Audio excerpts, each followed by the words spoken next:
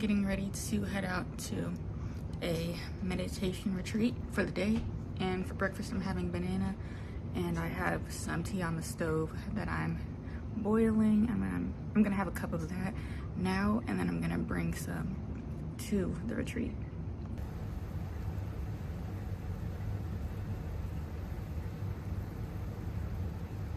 So this is a mini retreat. It's only one day from 10 a.m. to 3 p.m. And the description says, I'm reading off my computer, and that's why I'm looking down. Join us for this opportunity, and don't mind my pronunciations of everything. It says, Chenrezig is the bodhisattva of compassion. A bodhisattva is an enlightened being who delays becoming a fully enlightened Buddha, instead living in a compassionate spirit life for the sake of all beings. With the mantra Om Mani Padme Hum, hail the jewel in the lotus, the bodhisattva tirelessly attempts to deliver all beings from suffering. Chenrezig appears in many different forms to assist suffering beings. Tibetans believe that Chenrezig is a disciple of the Buddha, made a vow of compassion to free the Tibetan peoples from their violent ways. He is the patron of Tibet. The Tibetan people claim descent from Chenrezig. He has been identified with the Tibetan emperor Songtsen Gampo, and with the successive lineage of Dalai Lamas. The 14th Dalai Lama, Tenzin Gyatso, is the current incarnation of Chenrezig. Compassion is the most important religious practice. For the Tibetan Buddhists, compassion is sensitivity to the sufferings of others, an attempt to relieve suffering. It is the realization that we, human beings, animals, and the earth itself, are all interconnected. Love and compassion are the true signs revealing the presence of Chenrezig. The Buddha is a supreme example of compassion, for he taught human beings the way to freedom. So, I'm not 100% sure what the day is going to look like, but I did get like a second email, and it was like, it says, leave your shoes at the door. When coming to the shrine room, you're welcome to bring a drink, but please leave it in the gathering area for break times. We will have a break each hour, and we'll offer soup and salad for lunch midway through the mini retreat. So I'm going into this with an open mind, and just gonna see what the day looks like, and I'll get back to you. All right, so I made it. Kind of nervous. You can see the sign over there. Passion Education Center.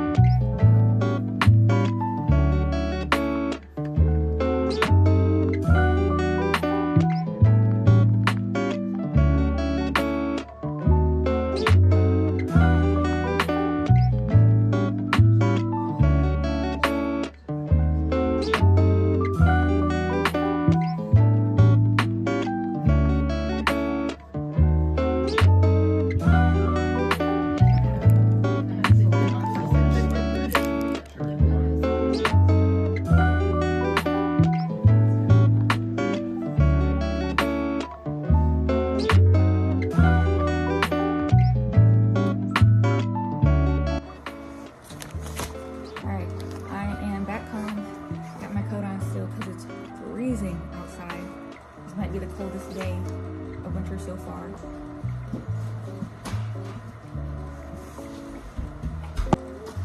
Alright, so I got this little goodie bag of items. First off, I have the program. So the layout of the retreat, it was a mini retreat. The first session was meditation on preliminary practices, including refuge and awakening mind. That was from 10 to 11 a.m. And there were 4. Can you stop? I was just watching her. Use like 80% of the camera. Okay. So the retreat was broken up into 4 sessions. The first session was meditation on preliminary practices, including refuge and awakening mind. That was from 10 to 11 a.m. Second session was the practices and meditation on the actual ritual of Buddha compassion. That was 11:15 a.m. to 12:15 p.m. Then we had our lunch break. Third session was visualization meditation of Buddha of compassion and recitation of mantras. That was 1 to 2 p.m. And then the fourth session was practices of dedication and rejoicing. That was 2:15 to 3 p.m. So in between each hour, we got a 10-minute break. And they have a little gathering area outside of the the praying room. And for our lunch break, I think how long did we break? Like 30, 45 minutes?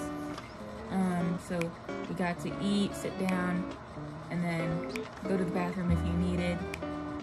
And then they have a mini gift shop in there with prayer beads, mini Buddha statues, all kinds of things. And I'll insert those clips in the video, but overall I think the retreat was kind of a culture shock. You know, it's not something I'm used to. I'm pretty used to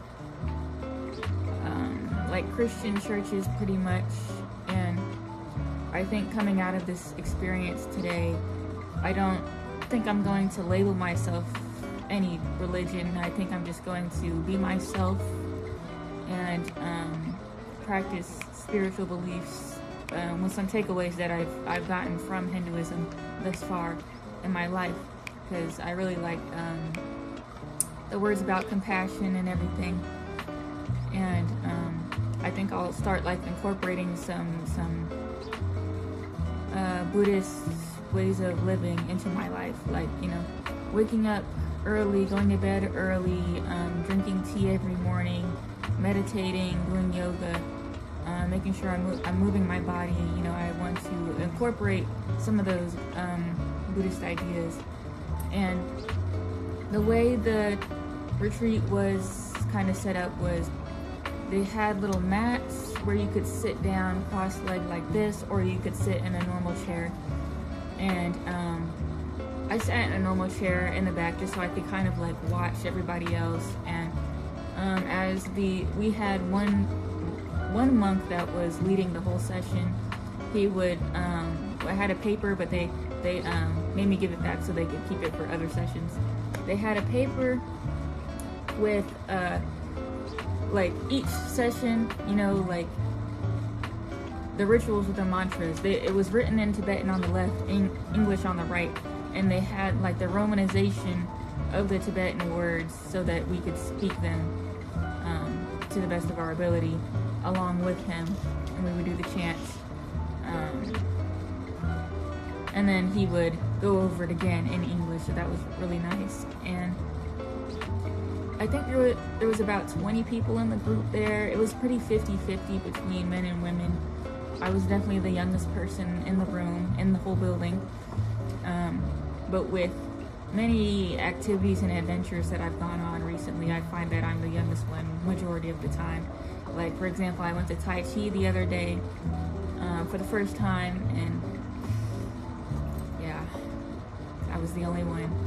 But that's okay. And also the group, I was the only person of color other than the lead monk leading the retreat. Everybody else was a white person.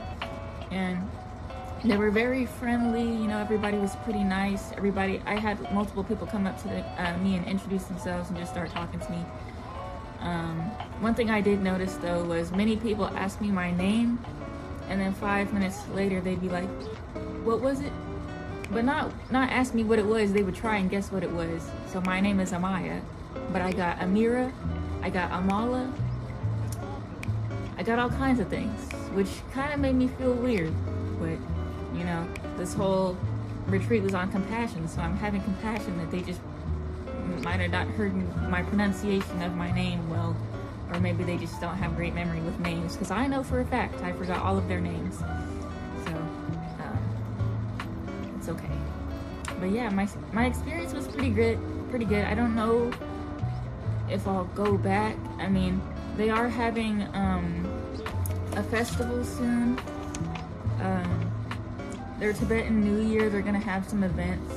I might go to not this specific center, but I do want to, you know, stay engaged and stay, you know, culturally relevant, and I always want to learn about other cultures if I can.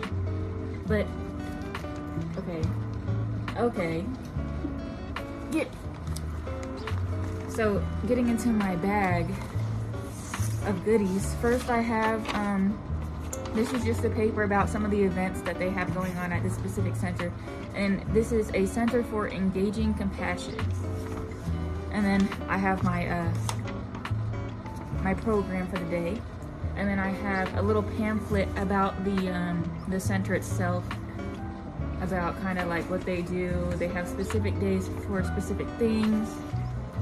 For example, I know on Wednesdays they have like specific like prayers for people to come in and join in the community. And then I got these prayer beads for free, actually. One of the kind workers there gave this to me. And then the guiding monk for today gave me this thread, which is actually blessed by the Dalai Lama himself. The monk at this Center for Engaging Compassion, he actually went to visit the Dalai Lama, and he got these threads blessed by him and brought them back to the people at the center, so everybody got one today, which was really cool. And then I bought this shirt. It says Non-Violent Louisville on it. Definitely want to spread the message of non-violence, which was a great purchase. And then lastly, I got a magnet that the monk gave me for free as well. I'm getting that in a second. Okay, I can't remember what it says exactly, but here's the magnet. I'm gonna put this on my fridge in my dorm. Very thankful for this. And overall, I had a great time.